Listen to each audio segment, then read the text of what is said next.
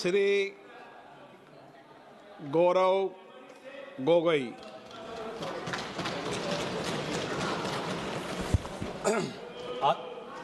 आदरणीय अध्यक्ष महोदय, मैं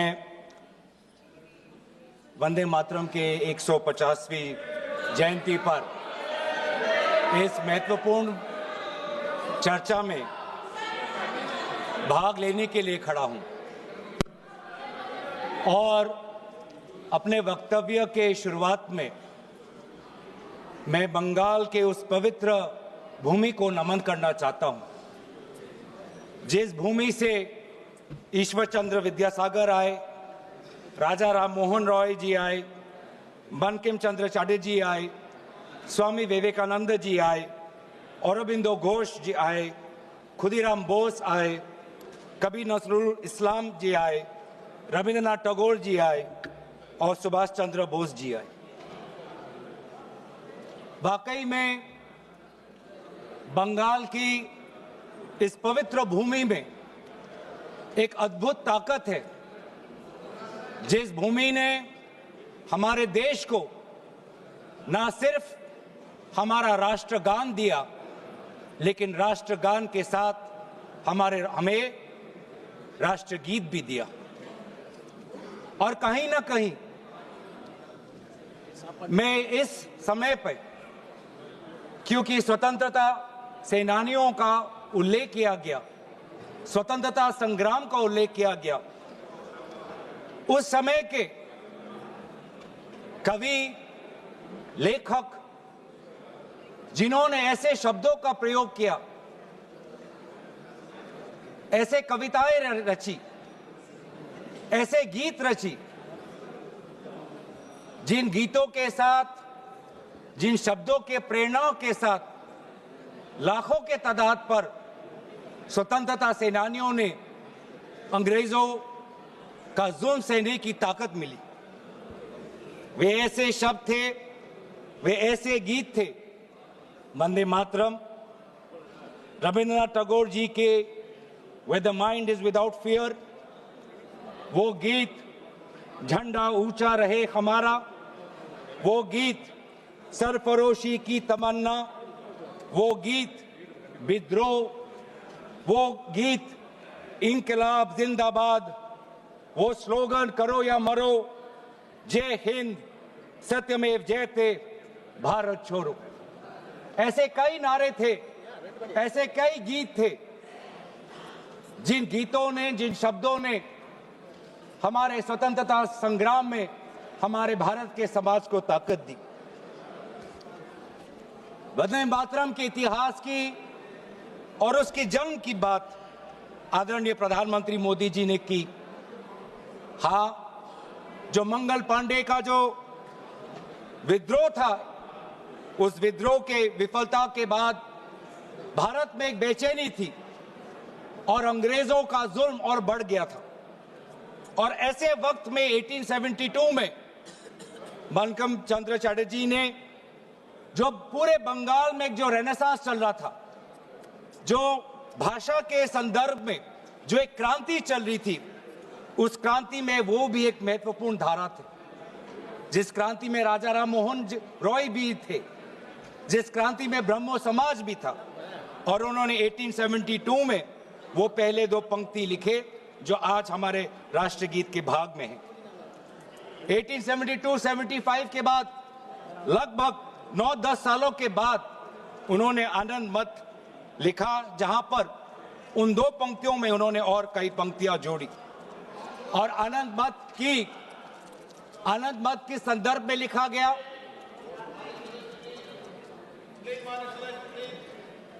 आनंद मत उस संदर्भ में लिखा गया जिस समय ईस्ट इंडिया कंपनी इस प्रकार के टैक्स हमारे किसानों पर लगा रही थी कि जीना बहुत मुश्किल हो गया था। लेकिन वाकई में ये जो एक गीत था जो आनंद मत में उल्लेखित था, वास्तविक रूप में ये नारा कब बना? इसकी शुरुआत हुई गीत से, लेकिन ये इसकी एवोल्यूशन, इसका पूर्ण जन्म एक नारा के द्वारा, एक राजनीतिक नारा के द्वारा 1905 में हुआ।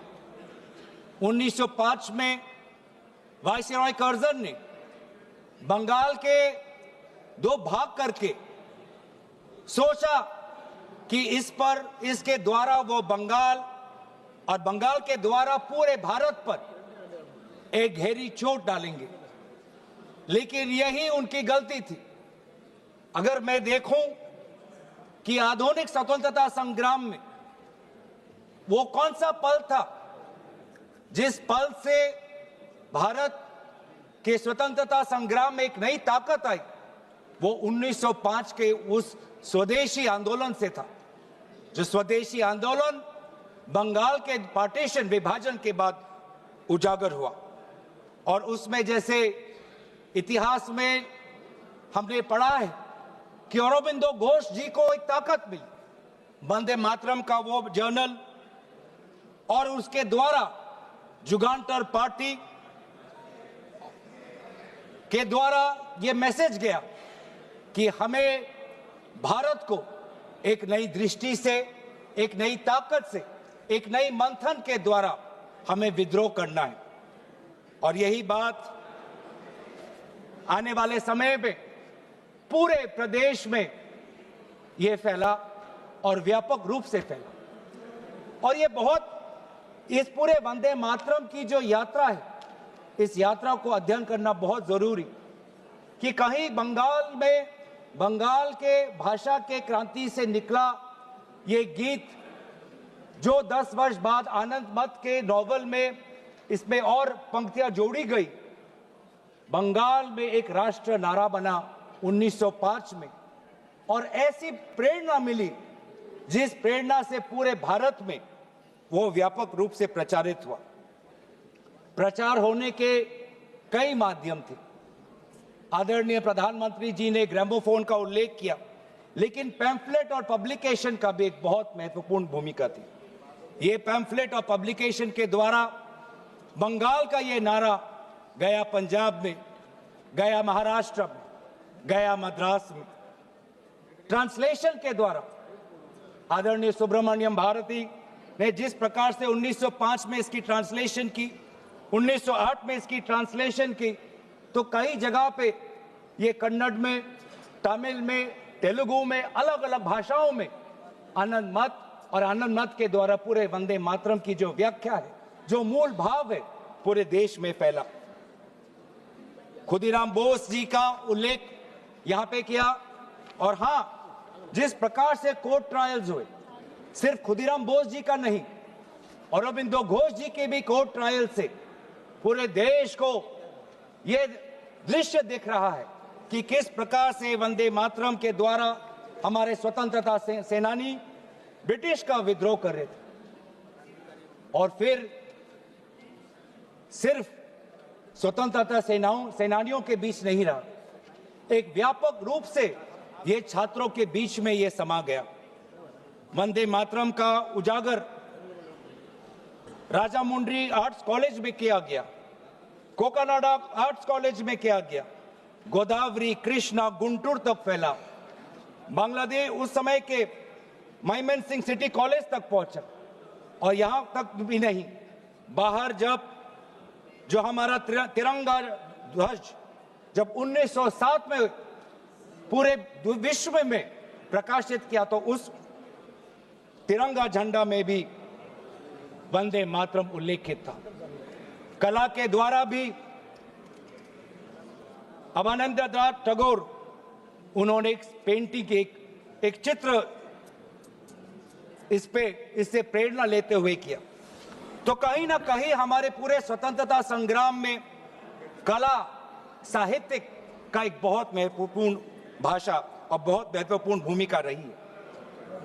राजनीतिक नारा से, जैसे कि कहा गया, राष्ट्र में इसको एक राष्ट्रीय तवज्जो मिलने लगा। और इस वंदे मातरम को सिर्फ एक राजनीतिक नारा नहीं, लेकिन राष्ट्र गीत से इसको देखा जाए, ये तवज्जो, ये महत्व अगर कोई किसी राजनीतिक दल ने दिया, तो वो कांग्रेस पार्टी। कांग्रेस पार्टी ने जब 1905 का स्वदेशी आंदोलन भी नहीं हुआ, 1896 में कलकत्ता में कांग्रेस के अधिवेशन में गुरुदेव रविंद्रनाथ टैगोर जी ने खुद वंदे मातरम को एक मधुर वाणी में उन्होंने उसका गीत प्रदर्शित किया। और बाद में उन्होंने एक चिट्ठी में लिखा भी पंडित नेहरू को, that the privilege of originally setting the first stanza of Vande Mataram to the tune was mine when the author was still alive. और कहीं ना कहीं ये भी बताने की बहुत जरूरत है कि रविंद्रनाथ टैगोर जी बंकिम चंद्र चटर्जी को बहुत करीबी से उनको मिले और बंकिम चंद्र चटर्जी ने काफी समर्थन भी रविंद्रनाथ टैगोर जी को दिया।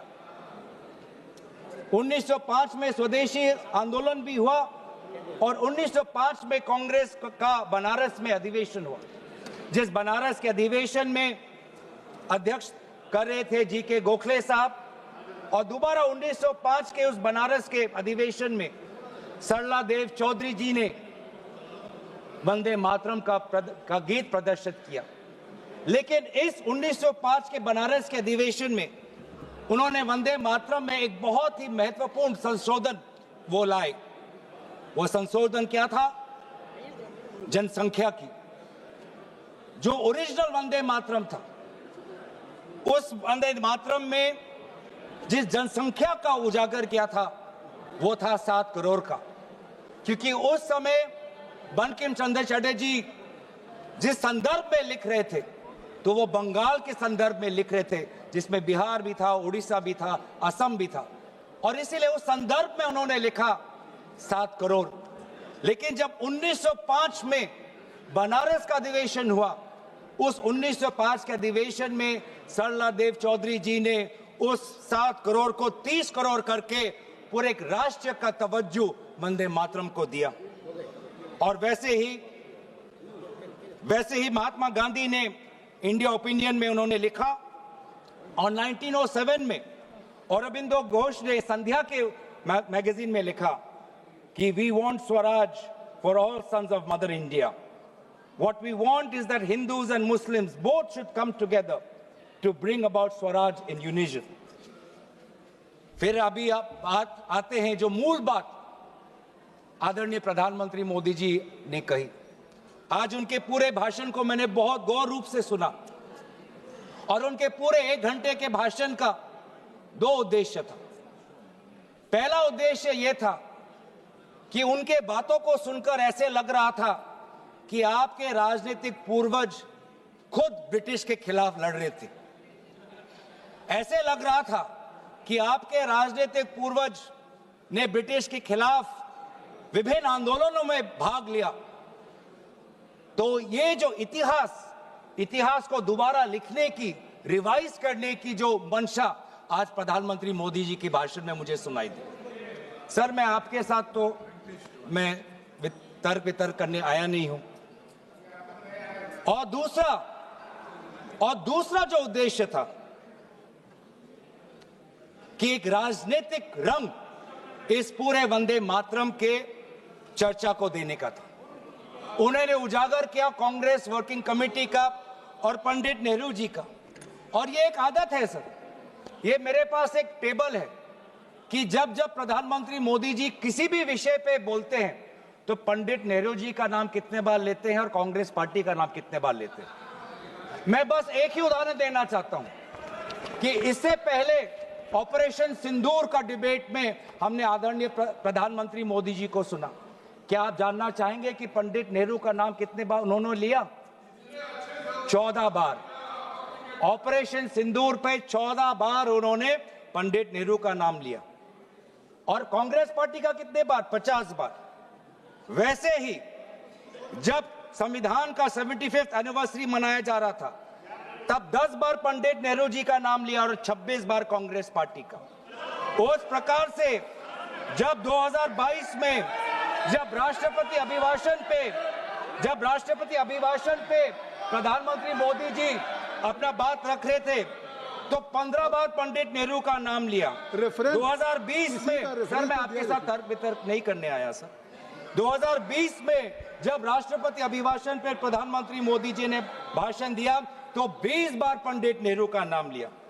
तो इसीलिए उनका आज दूसरा उद्देश्य तो मैं समझ गया, लेकिन बड़े विनम्रता से मैं आदरणीय प्रधानमंत्री मोदी जी को मैं कहना चाहता हूं और उनके पूरे मैं दल को कहना चाहता हूं और पूरे इनके ढांचे को कहना चाहता हूं, आप चाहे जितना भी कोशिश कर लो, आप पंडित नेहरू जी के जो उनका योगदान था उस पे एक भी काला दाग आप लगाने में सक्षम नहीं होंगे।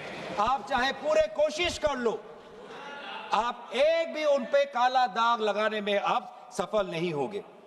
हाँ, कांग्रेस वर्किंग कमेटी में और उससे पहले मुस्लिम लीग का विद्रोह था। मुस्लिम लीग ये कहना चाहती थी कि पूरा वंदे मातरम को बहिष्कार करना चाहिए, पूरे वंदे मातरम को बहिष्कार करना चाहिए। लेकिन मुस्लिम लीग को यह अधिकार कहां से मिला? और क्या मुस्लिम लीग के अनुसार हमारा देश चलेगा? क्या मुस्लिम लीग के अनुसार क्या कांग्रेस पार्टी चलेगी? कतई नहीं। हमारे उस समय के जो हमारे नेता थे मौलाना आजाद साहब, उन्होंने स्वयं कहा कि मुझे वंदे मातरम में कोई भी आपत्ति नहीं है। यह फर्क है कांग्रेस के मौलाना आजाद और मुस्लिम लीग के जिन्ना के बीच में। और उन्होंने लाख कोशिश करने के पश्चात भी, लाख दबाव डालने के पश्चात भी 1937 के कांग्रेस वर्किंग कमेटी में के सेशन में यह निर्णय लिया गया कि जहां पर भी नेशनल गैदरिंग होगी वहां पर हम शुरुआत में वंदे मातरम के पहले दो पंक्तियों को हम गाएंगे। इस सिद्धांत को मुस्लिम लीग ने बहुत बड़ी इसकी आलोचना की, बहुत बड़ी आलोचना की, और आलोचना हिंदू महासभा ने भी की। ये कभी कभी हिंदू महासभा और मुस्लिम लीग के जो राजनीतिक उद्देश्य है वो एक हो जाते हैं। हिंदू महासभा और मुस्लिम लीगों ने दोनों वंदे मातरम को एक विशेष राजनीतिक रूप से देखा और मुस्लिम लीग और हिंदू महासभा ने दोनों ने कांग्रेस पार्टी की आलोचना की।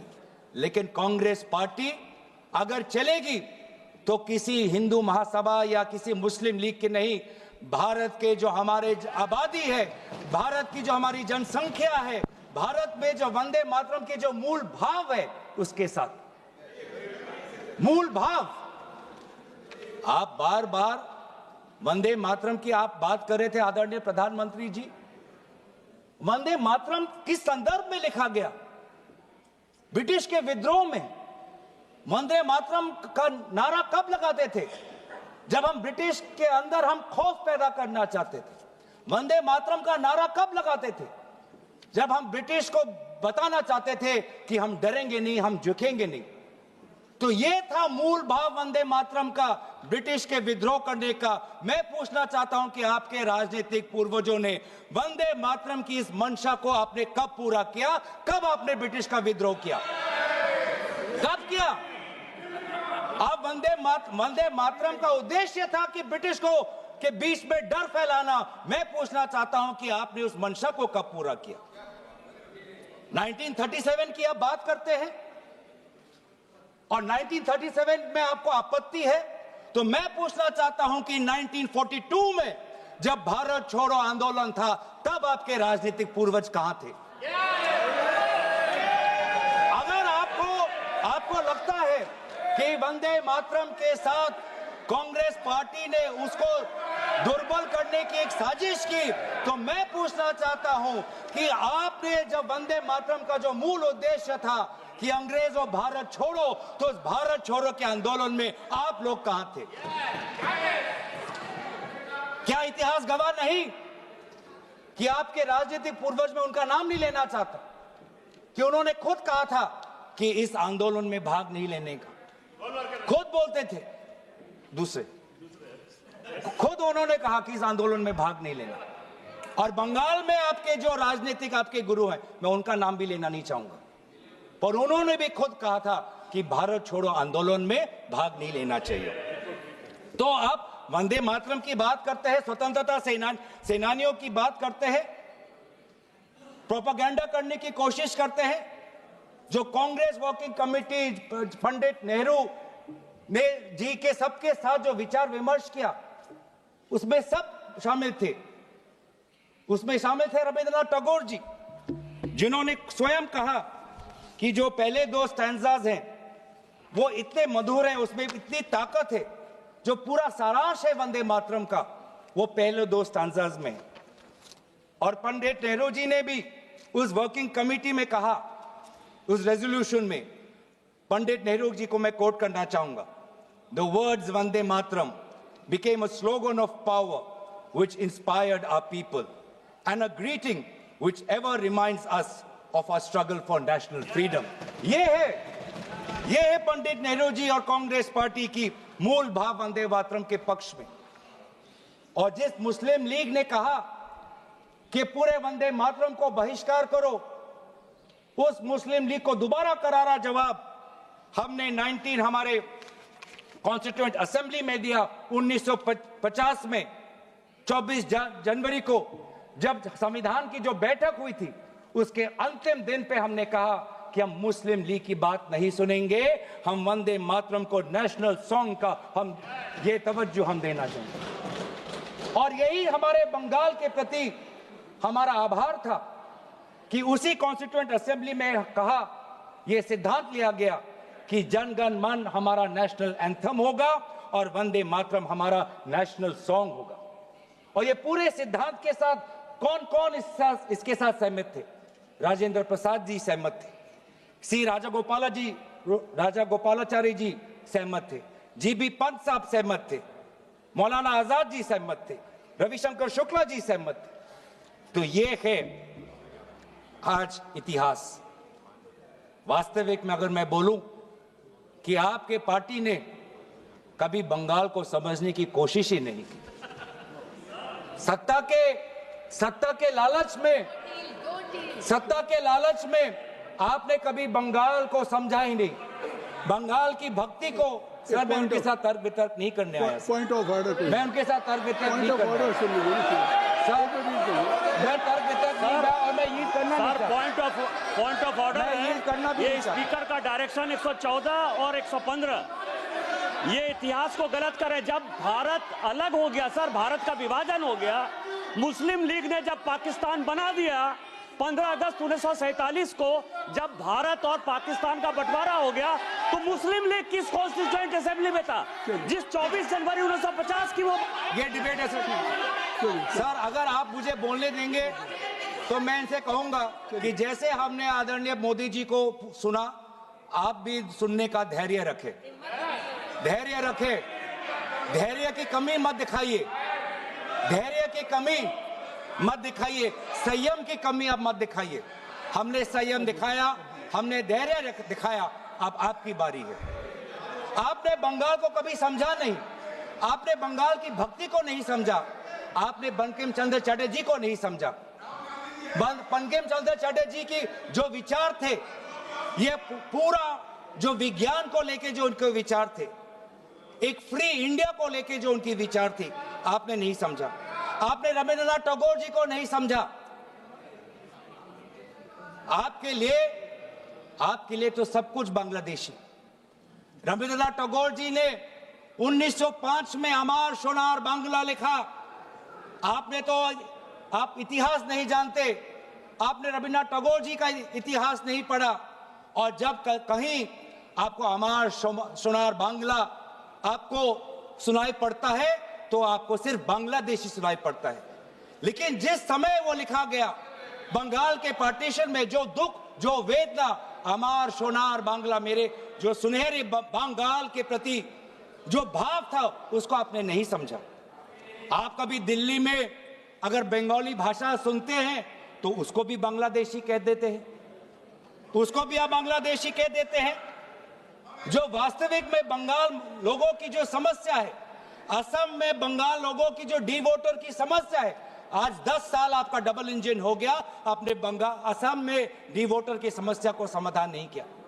असम में बंगाल के लोग आज अपने आप को भारतीय नागरिक कहना चाहते हैं, लेकिन आपने ऐसा कानून लेके आए हैं, आप असम में बंगाल के लोग अपने आप को भारतीय नागरिक नहीं, अपने आप को बांग्लादेशी का प्रमाण सरकार को देना पड़ रहा है। ये है आज। इसीलिए ना आप बंगाल को समझे, ना आपने राष्ट्र को समझा। ये हम कह रहे हैं ना राष्ट्रगीत,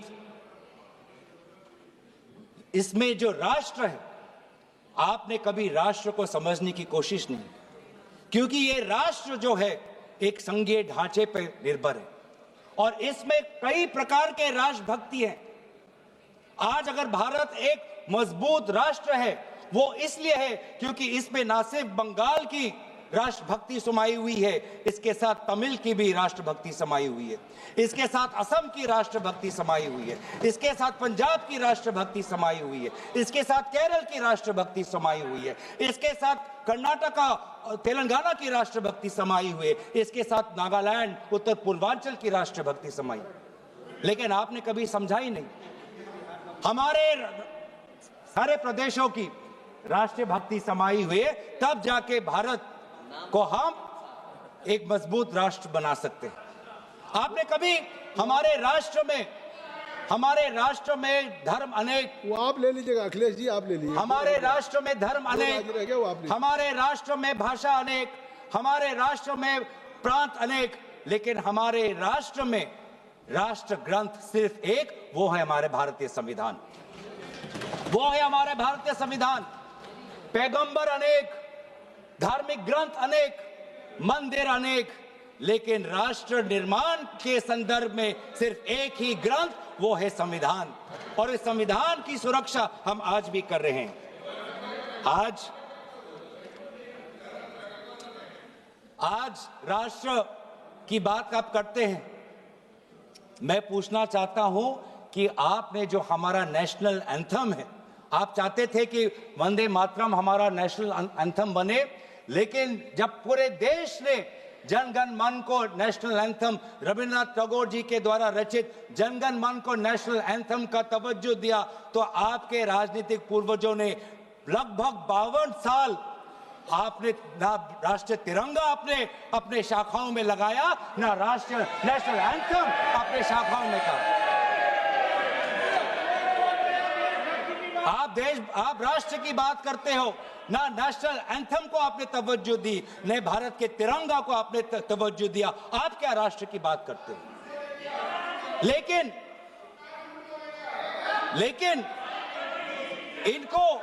इनको सत्ता का, इनकी जो परिभाषा है सत्ता की, वो अलग है।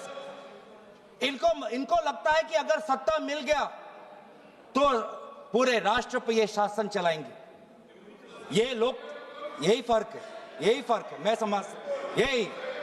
धन्यवाद संजय जायसवाल जी, धन्यवाद, क्योंकि हमारे लिए सत्ता शासन का नहीं, हमारे लिए सत्ता सेवा का माध्यम है, सेवा का माध्यम। ये फर्क है। ये संजय जी को आप धन्यवाद दे रहे हैं। ये फर्क है। ये संजय जी को आप धन्यवाद। आपके साथ तो मैं नहीं करने, आपके साथ तो नहीं करना। ये फर्क है राजतंत्र और लोकतंत्र में। राजा शासन करना चाहता है और सेवक भारत के संविधान को सेवा करना चाहता है। ये फर्क है राजा और सेवक में। और आज यही हम देख रहे हैं कि आज हमारे भारत के लोग अनेक समस्या उठा रहे हैं, लेकिन उस समस्या का एक भी उल्लेख नहीं। सर, आज अगर हम राष्ट्र की बात कर रहे हैं, राष्ट्र के प्रति हमारे भक्ति की बात कर रहे हैं, राष्ट्र के प्रति आपकी सेवा के लिए धन्यवाद। सभापति महोदय, थोड़ा मुझे सुनिए। सभापति महोदय, मुझे हम राष्ट्र के प्रति हमारे कर्तव्य की बात के प्रति हमारे कर्तव्यों की हम बात कर रहे हैं। आज सदन पहली बार भारत के राजधानी में बम विस्फोरण हुआ, एक बार भी उसका उजागर आदरणीय प्रधानमंत्री मोदी जी नहीं किया। हम 150वीं जन्म जयंती वंदे मातरम की मना तो रहे, लेकिन क्या हम आज वर्तमान के भारत को सुरक्षा दे पा रहे हैं? क्या हमने दिल्ली के राजधानी में हमारे दिल्ली वासियों को हमने सुरक्षा दी? क्या हमने जम्मू कश्मीर में हमारे वहां के पर्यटकों को सुरक्षा दी? ये काम, ये क्या, ये कर्तव्य नहीं है? हम कैसे मनाएंगे? ये वंदे मातरम की चर्चा पर है। सर, विकसित भारत की बात कर सकते हैं तो वर्तमान की बात भी कर ही सकते हैं।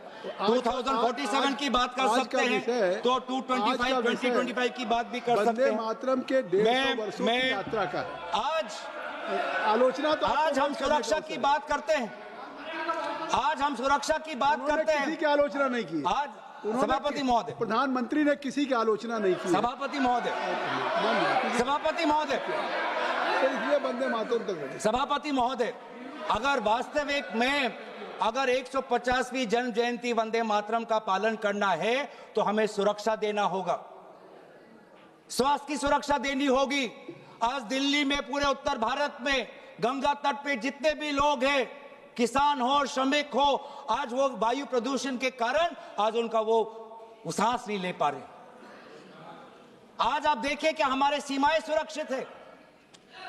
पहलगाम के बाद आज पाकिस्तान के जो फील्ड मार्शल है वो हमारे अमेरिका के राष्ट्रपति के साथ बैठते हैं।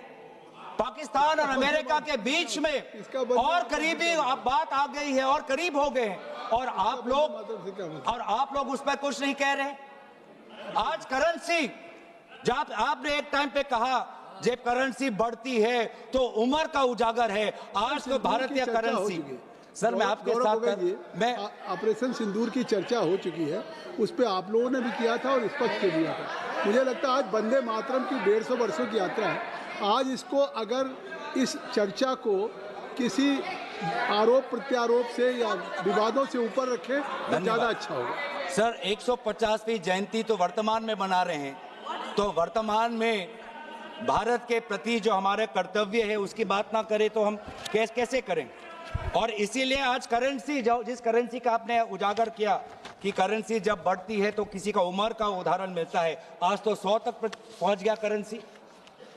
तो ना वायु प्रदूषित है, ना वायु से हम सुरक्षित है, ना करेंसी हमारी सुरक्षित है, ना हमारी सीमा सुरक्षित है, ना हमारे दिल्ली में हम सुरक्षित है, ना जम्मू कश्मीर और लद्दाख में जो सुरक्षा उनको मिलनी चाहिए, जो राजनीतिक सुरक्षा मिलना चाहिए, जो संपूर्ण राज्य का दर्जा मिलना चाहिए, जो यूटी का दर्जा मिलना चाहिए, ना उनको हम दे पा रहे हैं। आज ना हमारा उद्योग सुरक्षित है। आज मोनोपोलीज के कारण आज आम ग्राहक, आज बड़े बड़े उद्योगपति के पैर पे आज पड़ा हुआ है। इंडिगो के आज हम देख रहे हैं कि एक मोनोपोली आई, जिस मोनोपोली के कारण आज आम व्यक्ति आज रो रहा है। आज एक आम व्यक्ति आज उसके घर उजड़ गए। आपसे हमने ऐसे, एक मिनट सुन लें, आपसे आग्रह करता हूं कि स्वयं ऑनरेबल स्पीकर ने कहा था कि आज जो हम चर्चा कर रहे हैं ये केवल वर्तमान के लिए नहीं, आने वाली पीढ़ियों के लोग भी आज की इस चर्चा से प्रेरणा लेंगे। देखिए, आपकी इस चर्चा से प्रेरणा लेंगे, और मुझे लगता है कि आपको बहुत से अवसर मिलेंगे जब आप आलोचना कर सकते हैं, आरोप प्रत्यारोप कर सकते हैं, लेकिन आज की चर्चा कम से कम मैं आपसे धन्यवाद सर। वंदे मातरम राष्ट्र के प्रति हमारे कर्तव्य को उजागर कर, और आज तो हमारा वोट भी सुरक्षित नहीं है, आज तो हमारा वोटर लिस्ट भी सुरक्षित नहीं है। आज हम विभिन्न प्रदेशों में देख रहे हैं कि किस प्रकार से ये सरकार यूपीआई की बात करती है, जेम ट्रिनिटी की बात करती है, आधार की बात करती है, लेकिन मशीन रीडेबल वोटर लिस्ट नहीं देना चाहती। वो काम वो कागज से करवाना चाहती है। तो ना आज वोट सुरक्षित है, ना आज स्वास्थ्य सुरक्षित है, ना सीमा सुरक्षित है, ना करेंसी सुरक्षित है, ना व्यापार सुरक्षित है। ऑनलाइन कॉमर्स आने के बाद आज भारत का वो छोटा दुकानी, आज वो मध्यम वर्ग का दुकानी आज पूरा तहस नहस हो गया। आज इसके ऊपर ये हमारी सरकार क्या कर रही है? लेकिन ये सरकार सवाल से डरती है, चर्चा से डरती है, और ये चाहती है कि अगर ये संस्थाओं को इन्होंने अगर कैप्चर कर लिया, आपने चर्चा संस्थाओं इतनी अच्छी शुरू की थी, और अगर आप अपने चर्चा के भाषण करें तो वाकई वो चर्चा देश के लिए एक अच्छी आपने की, लेकिन अब उस चर्चा को मुझे लगता है वहां तक रखिए सीमित। तो सर, मैं तो अपने विषय पे रहूंगा, मैं अपने विषय पे रहूंगा। ये सरकार ये समझती है कि अगर इन्होंने संस्थाओं को जकड़ लिया तो भारत की हमारी जो सोच है भारत के जो हमारे जो मूल्य हैं उनको भी जकड़ लेंगे, उनको भी कब्जा कर लेंगे। ये होने नहीं वाला।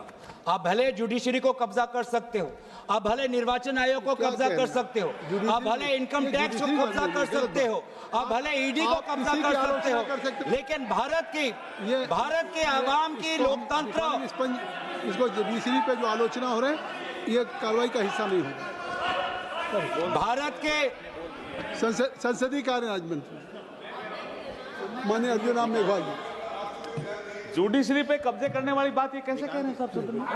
ये जुडिशरी पे, ये न्यायपालिका पे अपमान है। सुप्रीम कोर्ट का ये क्या कह रहे हैं? ये कोई नोटिस दिया है क्या चर्चा करने के लिए? जुडिशरी पे हमने उसको कार्रवाई के हिस्से से निकाल दिया। हाँ ठीक है, ओके बोलिए। तो सर ये आज हमारे भारतीय नागरिकों के आम जो अधिकार है उनको भी कब्जा करना चाहती है।